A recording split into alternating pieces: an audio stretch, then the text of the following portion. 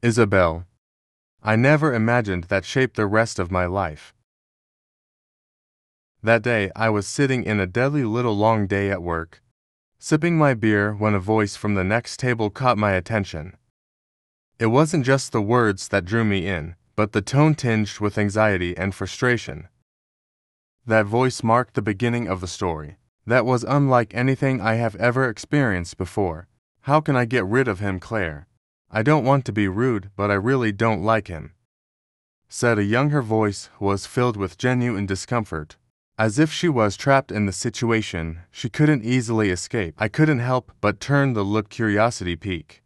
And that's when I saw Isabella for the first time. Her long slender legs peeked out gracefully from beneath her miniskirt, catching the dim light in the bar, and her gaze focused on her friend reflected a deep internal struggle. Something about her demeanor told me she wasn't just being shallow. She was truly uncomfortable. I couldn't remain indifferent to her situation. Perhaps I could help her, I thought. I hesitated for a moment, not wanting to be true, but then I gathered the courage to approach. Ladies, may I offer you some help? I asked, trying to infuse my voice with as much sincerity and gentleness as possible. At that moment, I was met with the surprised looks of Isabella and her friend Claire. The surprise quickly turned into cautious interest, but also a bit of defensiveness. The blonde Isabella hesitated for a moment before responding. I don't have a boyfriend, and anyway, what's it to you? Her tone was sharp, but there was an underlying vulnerability in her eyes. She was clearly conflicted. On one hand, she wanted to be left alone, but on the other, she was intrigued by the sudden appearance of a stranger willing to help just then. A man they knew approached the table with drinks in hand. Looking a bit too eager, I immediately understood the situation. This was the guy Isabella was trying. Without missing a beat, I stepped in smoothly. These are for my sister and her friend. Thanks, buddy, I said, taking the beer from him with a compliment smile. Man looked puzzled and asked, your sister? Yes, I replied. We can get this. You promised Mom you'd be back early. It was a gamble, but I hope she'd play along. Isabella, catching on, quickly smiled faintly. Yeah. Thanks for reminding me, she said. Her voice dripping was so relief. At that moment, we all started relaxing a bit more, and the awkward tension dissolved. We began chatting and laughing together, the initial unease fading into the background. What affected me the most that evening was the deeper conversation I had with Isabella as the night go on. As the lively bar buzzed around us, she opened up about her life in a way that surprised me. Her spiritual depth and her quest for meaning in life drew me in like a magnet. After university, she had gone abroad to search for the meaning of life, motivated by her religious beliefs. But her journey had taken unexpected turns. She had since drifted away from those old beliefs, disillusioned by the contradiction she saw, and was now trying to redefine herself. She spoke of the loneliness that came with that journey, the way it alienated her from those who didn't understand your search. Her words were heavy with the weight of someone who had seen too much. Too soon I was captivated not just by her beauty, but by the complexity of her thoughts and the sincerity with which she shared. I found myself wanting to know more, to understand her better, to be a part of her world. As time passed, my relationship with Isabella deepened in ways I had anticipated. Every moment I spent with her became one of the most beautiful moments of my life. Being with Isabella, being a part of her world, filled a void I didn't even realize was there. Talking to her, exploring the depths of her thoughts and emotions, brought me a sense of peace I had never known before. There was something about the way she viewed the world, both cynical and hopeful, that resonated with me. She had a way of seeing through the superficiality of life, cutting straight to the core of what matters.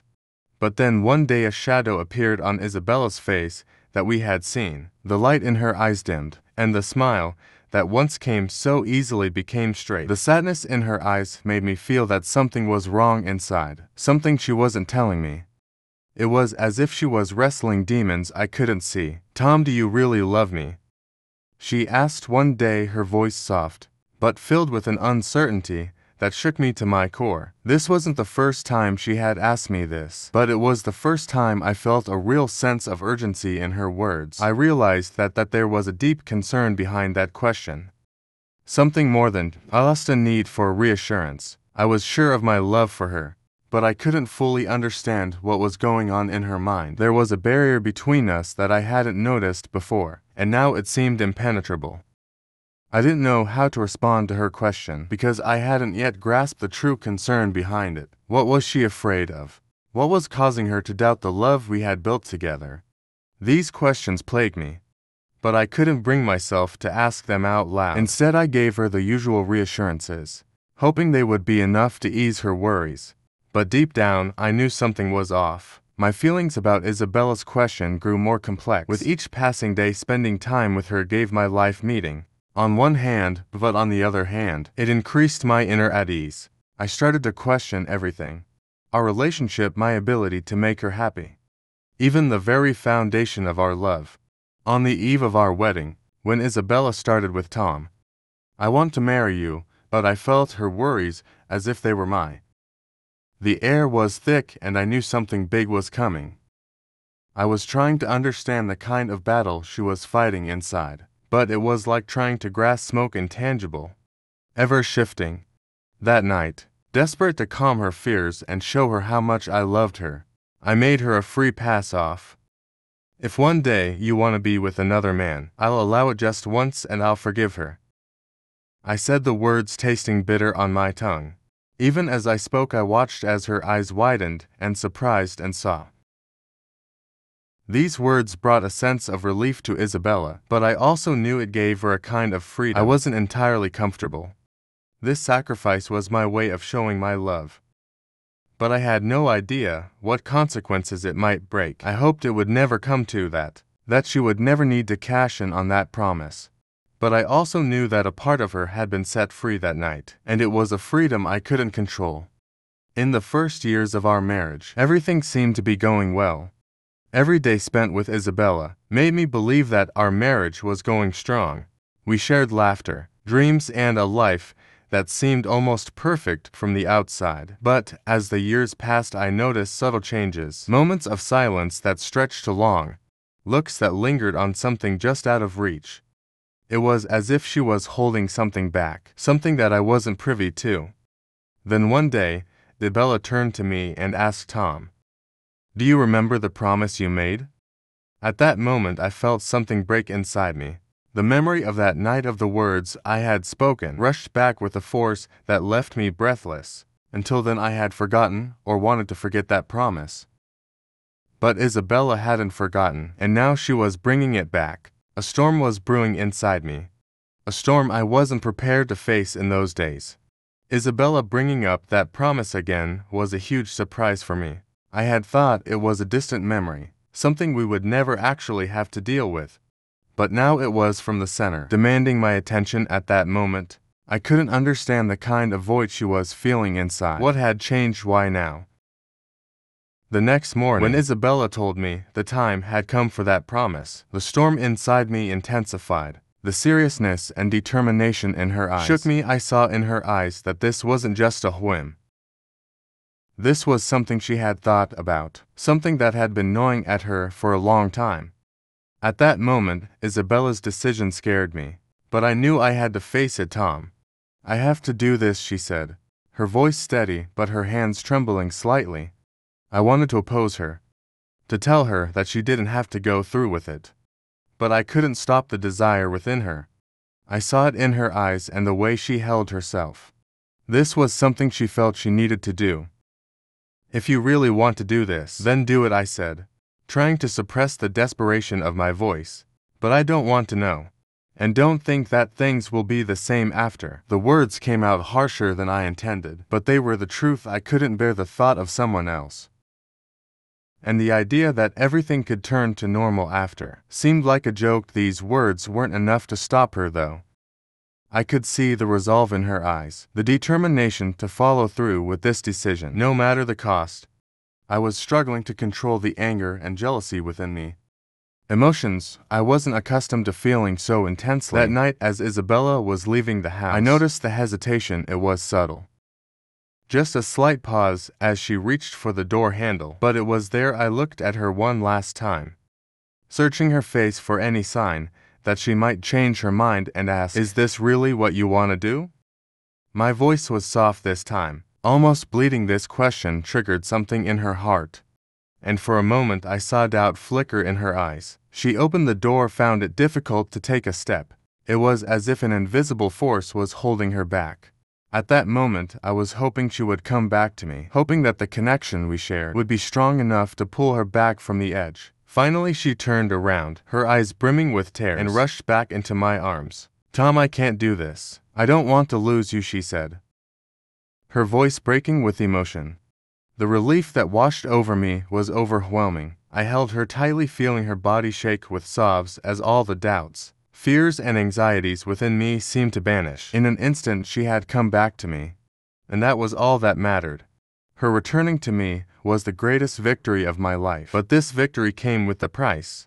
The regret I saw in Isabella's eyes was a great source of comfort. For me, it meant that she had chosen me, that our love was strong enough to withstand this. But it also showed how much she had suffered. I could see the toll this whole ordeal had taken on her, the way it had shaken her to her core. "I love you more than anything, and I never want to be with anyone else," she said, her voice filled with sincerity of remorse. And all the doubts within me disappeared. It was as if a great weight had been lifted from my shoulders. I began to appreciate every moment I spent with her even more. The fear of losing her had made me realize just how much she meant to me. I held her tightly, feeling her warmth, and once again expressed how much I loved her. "I'll always love you." My voice firm and steady, I wanted her to know that no matter what, I would always be there for her. With tears in her eyes, Isabella whispered, "I'll never lose you." Those words were like a balm to my heart. That moment was one of the most beautiful of my life, a moment of pure, unfiltered love. But behind that beautiful moment, I knew there were still obstacles to overcome. The storm in our lives had made us strong, but like every storm, it left scars. How we would deal with those scars, we revealed the time, but one thing I was certain of. As long as I was with Isabella, we could overcome any obstacle. As the days passed, we both worked on healing the wounds that had been opened. During this tumultuous time, we talked more openly than we ever had before, sharing our fears, our hopes, and our dreams. Isabella told me about the emptiness she had been feeling, how she had been searching for something to fill a void she couldn't quite define. She explained that her desire to explore other possibilities wasn't about wanting someone else, but rather about confronting her own insecurities and doubts. She had thought that by stepping outside of our relationship, she might find some clarity, but instead she had found only confusion, pain. I listened to her without judgment, understanding that her struggle wasn't about me, but about something much deeper within her. It was about her journey of self-discovery, about finding out who she was and what she truly wanted for life. I realized that I couldn't protect her from this journey, but I could support her through it. I assured her that I would be by her side no matter what, and that we would face whatever challenges came our way together. Our marriage became stronger as a result. We learned to communicate better, to express our needs and fears without fear of judgment. We made a conscious effort to keep our love alive, to nurture it and protect it from the trials of life. The experience taught us both valuable lessons about love, commitment, and the importance of facing our fears head-on. This process was a significant learning experience for me as well. The challenging times Isabel and I went through taught me complex and deep love can be. Love isn't always easy. It's not always about grand gestures or romantic moments. Sometimes it's about the difficult conversations, the moments of doubt, and the willingness to stay even when things get tough. This experience taught me that love must be shown, not just through words, but through actions as well. It's about being there for each other even when it's hard, even when it hurts,